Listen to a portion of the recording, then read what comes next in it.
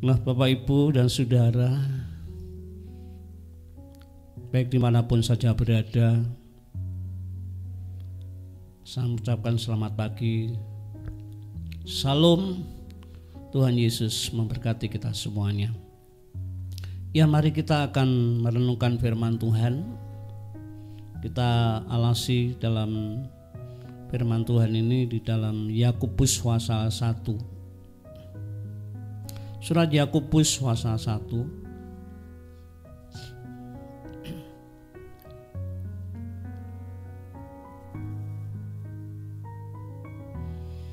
Kita baca ayat 19 sampai ayat 21.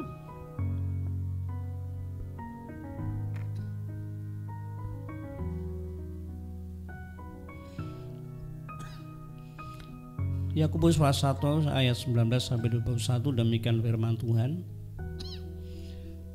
Hai saudara-saudara yang kukasihi, ingatlah hal ini.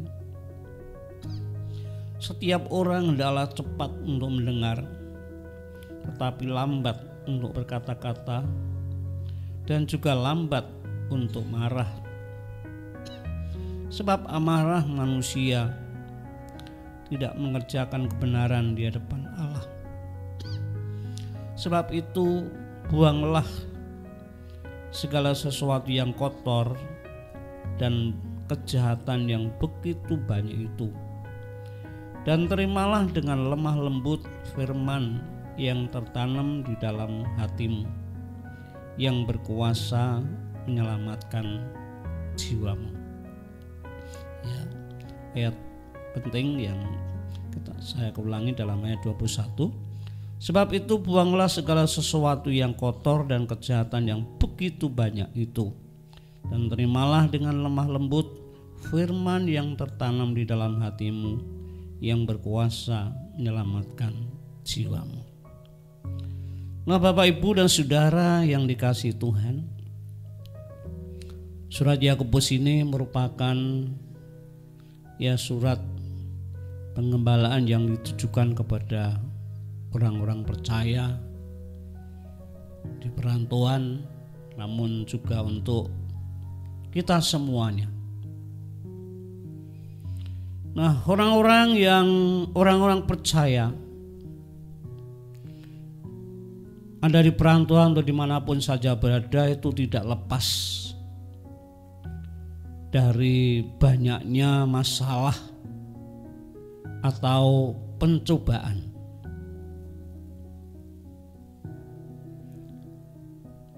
Seperti yang kita rasakan, yang terjadi di negeri ini, ya, Corona COVID-19 menjadi masalah yang berdampak luas terhadap semua orang, dalam keluarga, dan kepada siapapun juga. Nah, dalam perikop ini diberi judul pendengar atau pelaku firman, yaitu diharapkan agar orang percaya meskipun dalam masalah pencobaan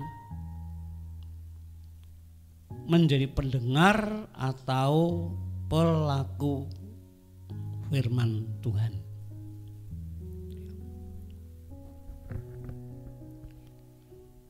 Kita dalam hal ini, ketika seseorang menghadapi begitu masalah atau pencobaan, untuk senantiasa menjadi pendengar atau pelaku firman Tuhan, itu bukan perkara yang ringan. Kita belajar kehidupan orang pada zaman Nuh banyak melakukan perbuatan yang kotor dan jahat, yaitu hidup yang hanya mengejar kepuasan, kesenangan daging saja.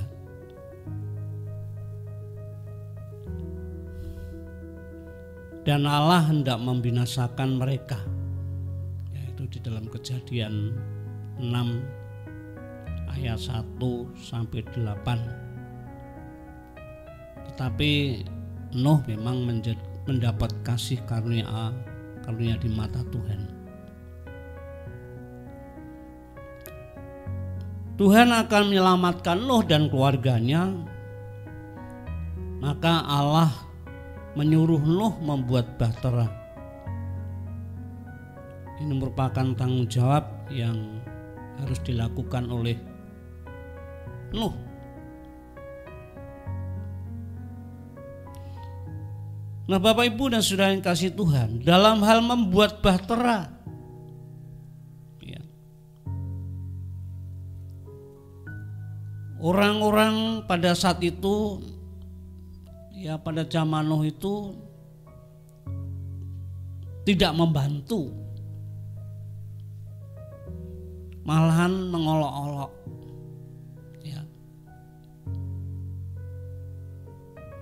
ya mengolok-olok. Mungkin dikatakan Nuh sudah tidak waras atau bagaimana, dalam situasi yang begitu membuat bahtera di pegunungan, sesuatu yang tidak nalar secara pikiran, ya. Itu dilakukan Nuh dari hari ke hari, bukan waktu yang singkat. Meskipun juga ya kata-kata yang tidak enak, mengelolok, mencaci maki Nuh itu selalu terjadi dari waktu ke waktu.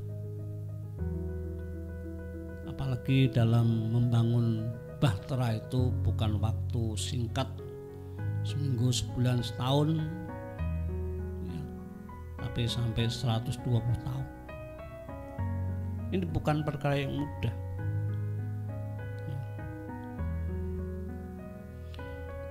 Bagi Nuh ini menjadi suatu masalah pencobaan yang sangat berat.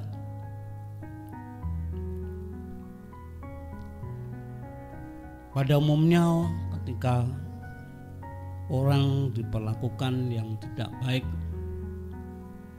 ya diolok-olok, dicaci maki, mesti akan bereaksi, ya mudah marah, ya berusaha untuk membalas.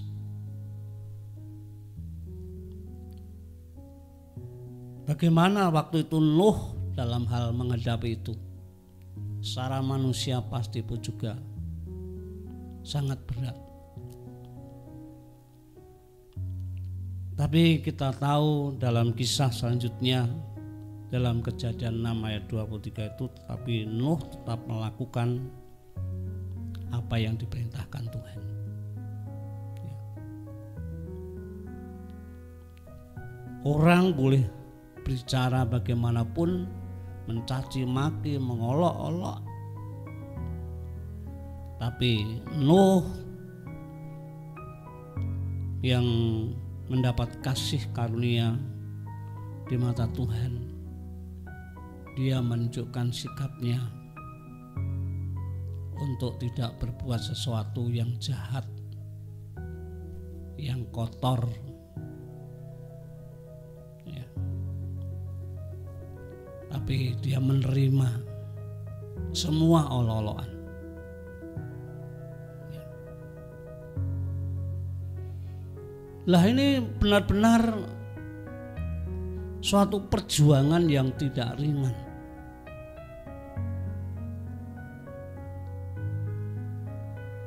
Kita bisa belajar yang lain juga, pamannya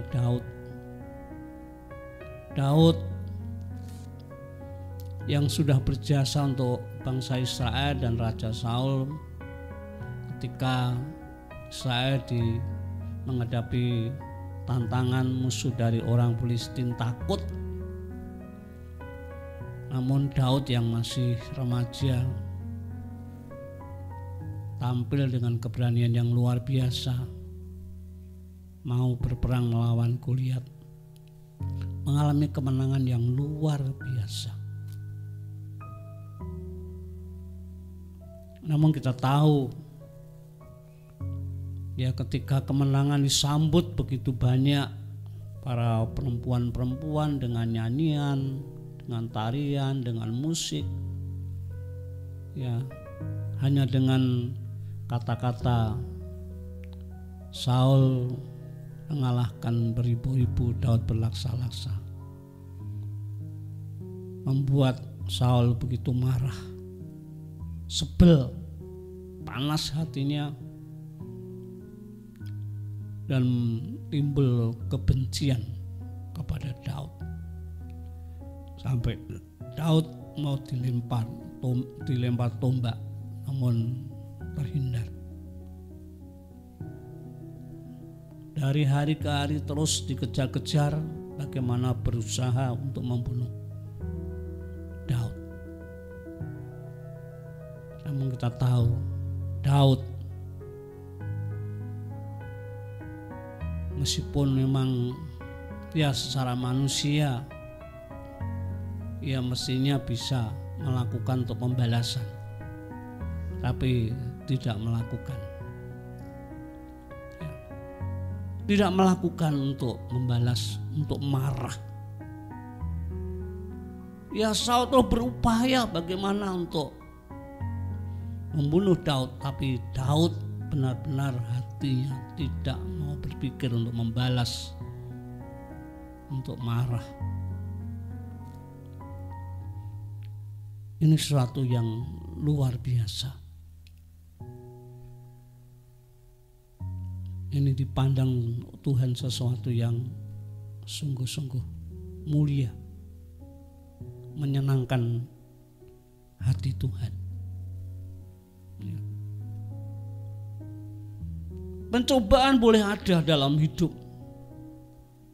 namun dapat mensikapi dengan benar seturut dengan kehendak Allah. Kita belajar juga seperti Yusuf. Bagaimana Yusuf, salah seorang anak dari 12 saudara, yaitu anak Yakub. Bagaimana ketika Yakub mengasihi Yusuf lebih daripada saudara-saudaranya, dibenci, diperlakukan yang tidak baik, mau dibunuh, tapi kemudian juga dijual. Wah, sangat secara lahiriah sangat menderita. Kita tahu Yusuf ya tidak dituliskan di situ sesuatu kebencian kepada saudara-saudaranya. Ada kesempatan ketika sudah diangkat menjadi Perdana Menteri di Mesir. Wah, saudara-saudaranya datang. Wah, ada kesempatan untuk memperlakukan, membalas dendam. Tetapi tidak.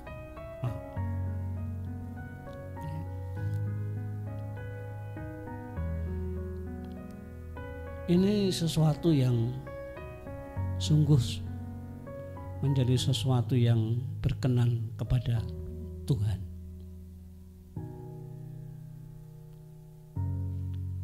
Dia membuang hal-hal yang jahat, buang hal-hal yang kotor.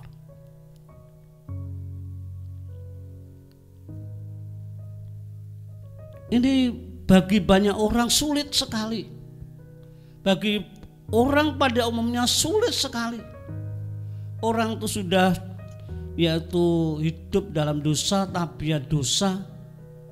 Meskipun sudah percaya Tuhan Yesus pun juga kadang-kadang untuk istilahnya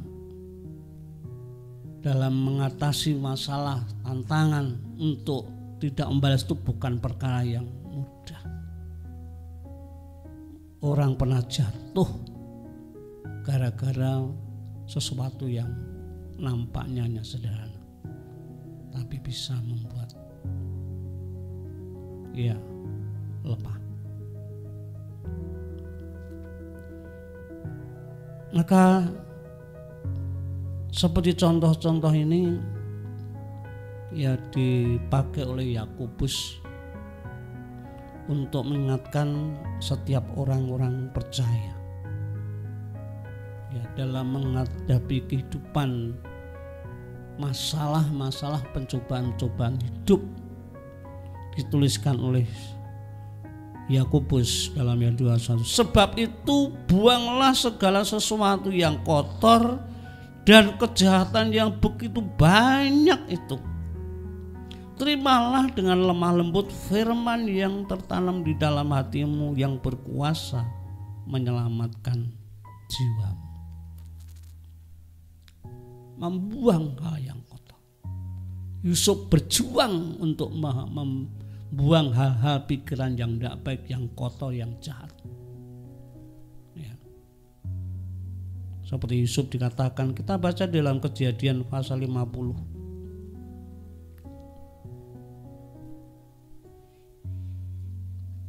Kejadian pasal 50 ayat 20.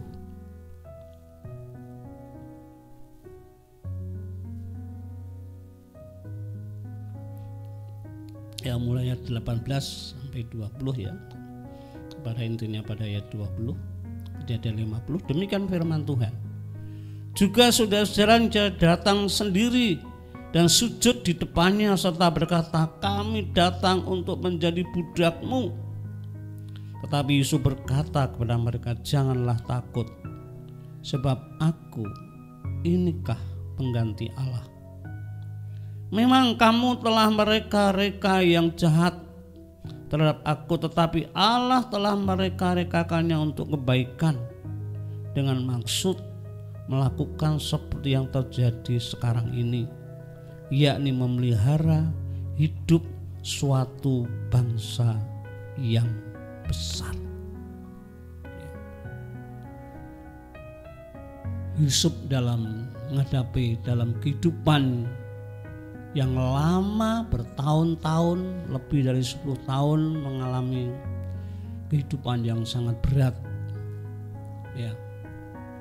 menghadapi masalah pencobaan hidup. Namun kita tahu Yusuf tidak ingin dalam benak hatinya sesuatu yang kotor, sesuatu yang jahat. Sesuatu yang kotor, sesuatu yang jahat, tidak ingin. Dia lebih membuka hati untuk terima apa yang dari Tuhan. Lebih membuka hati terima apa yang dari Allah. Ketika Tuhan izinkan itu terjadi, masalah dihadapi, namun tahu kemana dia harus berharap, tahu apa yang harus dilakukan untuk berkenan kepada Allah. Daud pun juga demikian. Ini menunjukkan, maka seperti sering dikatakan, disampaikan oleh gembala atau yang lain, merupakan tipologi Tuhan Yesus. Tipologi Tuhan Yesus.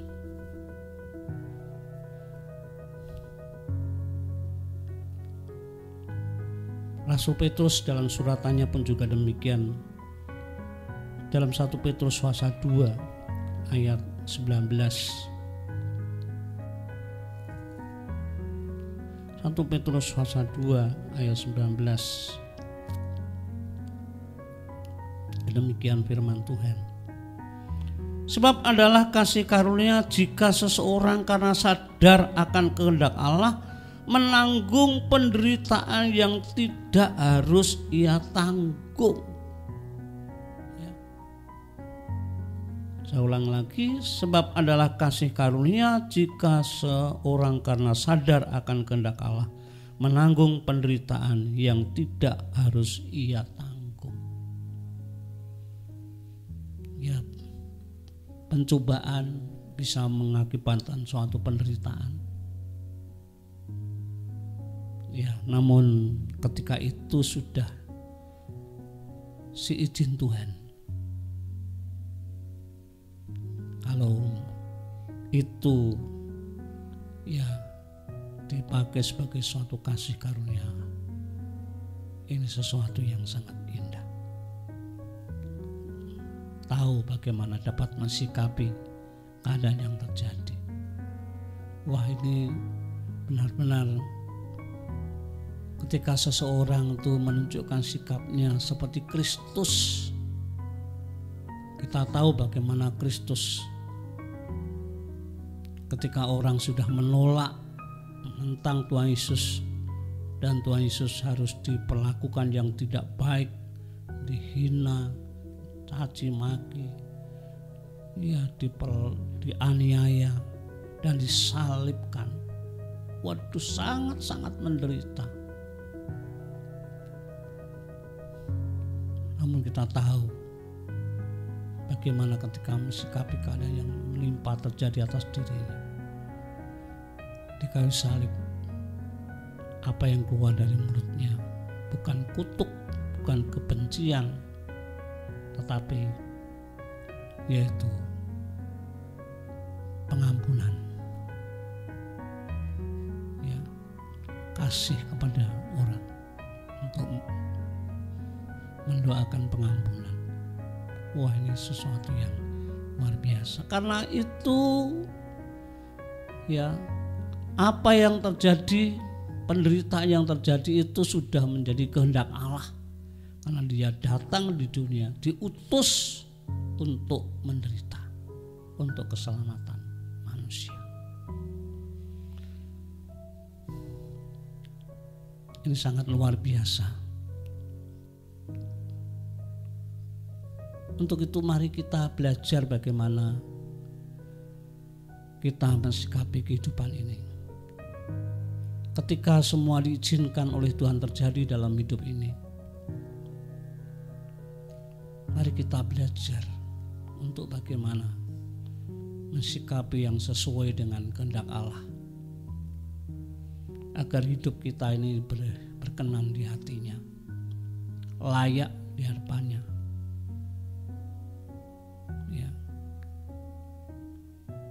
Karena ketika orang mau hidup seperti Kristus, memang bukan suatu perkara yang mudah, namun itulah yang sangat berkenan dan dihargai oleh Tuhan. Ya. Kita rindu dalam situasi yang terjadi di negeri ini memang menjadi suatu masalah, tantangan, pencobaan yang tidak ringan. Namun yang menjadi pertanyaan, adakah anak-anak Tuhan tetap dapat mensikapi dengan benar sesuai dengan kehendak Allah? Apakah semakin lemah atau kecewa atau mundur atau semakin apa? Atau dapat mensikapi dengan benar sesuai dengan kehendak Allah? Semua yang terjadi seizin Tuhan dan rencana Tuhan itu mesti indah bagi orang percaya. Untuk kehidupan iman semakin berkualitas.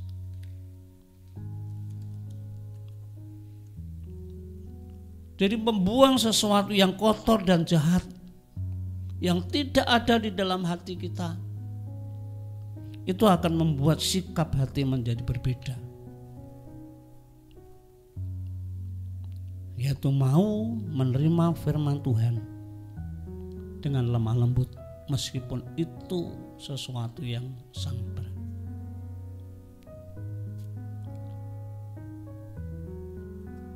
Di situ dituliskan kepada Yakub, wah, itu merindukan orang-orang percaya dimanapun, ya tidak mau itu istilahnya mengalami banyak masalah. Tapi ketika orang-orang percaya dimanapun masalah dihadapi, entah karena kepercayaan kepada Kristus harus mengalami fitnah, dibenci, mengalami aniaya. Tapi ketika mereka hidup ya tetap senantiasa di dalam kebenaran firman Tuhan, melakukan apa yang difirmankan Tuhan. Wah, ini menjadi orang-orang yang benar-benar dipakai Tuhan menjadi saksi-saksinya. Tidak ada sesuatu yang hilang sia-sia, tidak.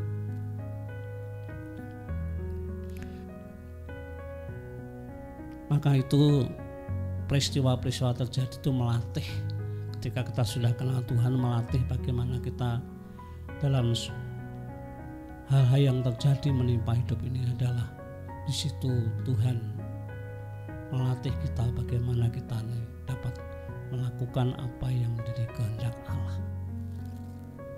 Ya, apa yang menjadi kehendak Allah. Maka firman Tuhan ini sungguh luar biasa. Mari kita dalam hidup ini terus bertumbuh dalam kehendak Allah. Ya, pada dasarnya orang itu hanya pengen enaknya, tapi kalau untuk rekoso seringkali menghindar. Ya, lalu untuk hal yang berat itu menghindar. Namun mari kita belajar untuk dapat melakukan meskipun itu suatu perkara yang berat. Ya, tapi bagaimana kita ikut ambil bagian di dalamnya. Perjamuan kudus, ya, terima korban Kristus, tapi di situ pun juga kita belajar untuk belajar ikut ambil bagian di dalam penderitaan Kristus. Kita bertumbuh semakin dewasa di dalam Tuhan. Ini bukan perkara yang mudah, namun kita terus belajar.